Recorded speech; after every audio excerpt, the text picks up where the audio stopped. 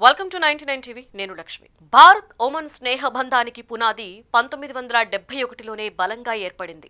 ఆ సమయంలో ప్రపంచ రాజకీయాలు చాలా క్లిష్టంగా మారాయి. పెద్ద దేశాలు తమ ప్రభావాన్ని చూపిస్తూ భారతదేశాన్ని ఒంటరి చేయాలని ప్రయత్నించాయి.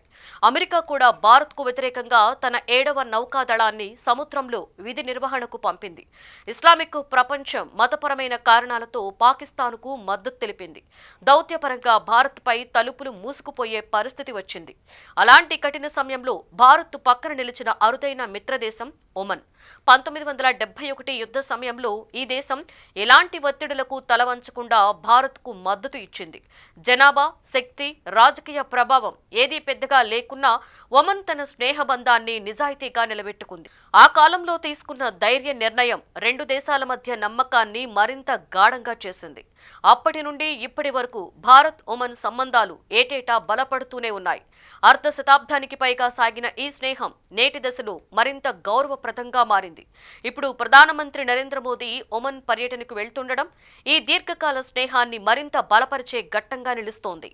ఒమన్ సంబంధాలు 70 సంవత్సరాలుగా స్నేహపూర్వకంగా కొనసాగుతున్నాయి. ఈ దీర్ఘకాల బంధాన్ని మరింత బలపరిచే ఘట్టంగా డిసెంబర్ 17, 18 తేదీలలో ప్రధాని నరేంద్ర మోదీ ఒమన్ పర్యటన ప్లాన్ అయింది.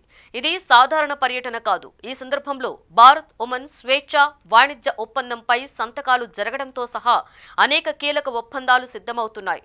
70 ఏళ్ల దౌత్య సంబంధాల సందర్భంలో జరుగుతున్న ఈ పర్యటన ప్రత్యేక ప్రతీకగా నిలుస్తోంది.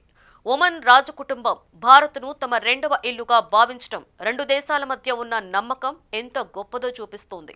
ప్రధానమంత్రి మోదీ, సుల్తాన్ హైథమ్ మధ్య మంచి అనుబంధం ఉందని రాజకీయ వర్గాలు చెబుతాయి. ఈ అనుబంధం ద్వైపాక్షిక సంబంధాలను మరింత బలపరిచే శక్తిగా మారుతోంది. గత సంవత్సరం సుల్తాన్ హైథమ్ భారత్లో చేసిన పర్యటన కూడా రెండు దేశాల పరస్పర నమ్మకానికి ప్రతీకగా నిలిచింది.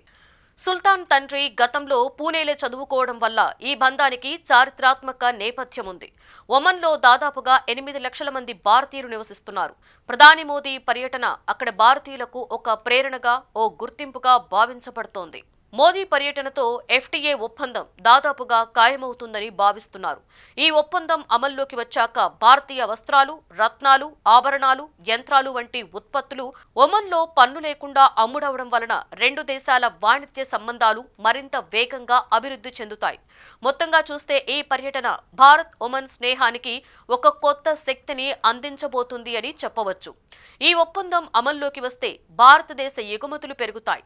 రెండు దేశాల మధ్య వాణిజ్య వేగం అభివృద్ధి చెందుతోంది. ముఖ్యంగా ఈ ప్రాంతంలో చైనా ప్రభావం తగ్గిపోవడానికి ఇది ఒక కీలక దశ అవుతోంది.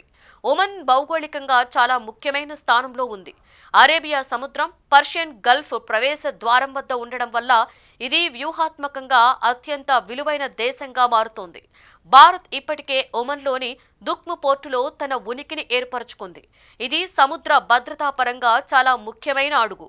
FTA తరువాత భారత్ ఈ ప్రాంతంలో చైనా ప్రభావాన్ని తగ్గించి తన స్థానం మరింత బలపరుచుకోగలదు.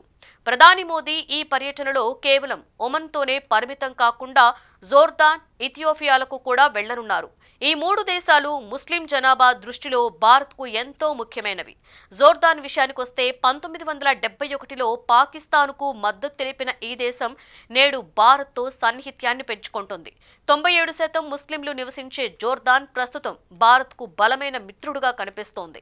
జోర్దాన్ రాజు కింగ్ అబ్దుల్లా ప్రవక్త మహమ్మద్ వారసత్వం కలిగిన వారిగా భావించబడతారు. అలాగే ఆయనకు ప్రధాని మోదీతో మంచి సాన్నిహిత్యం ఉంది.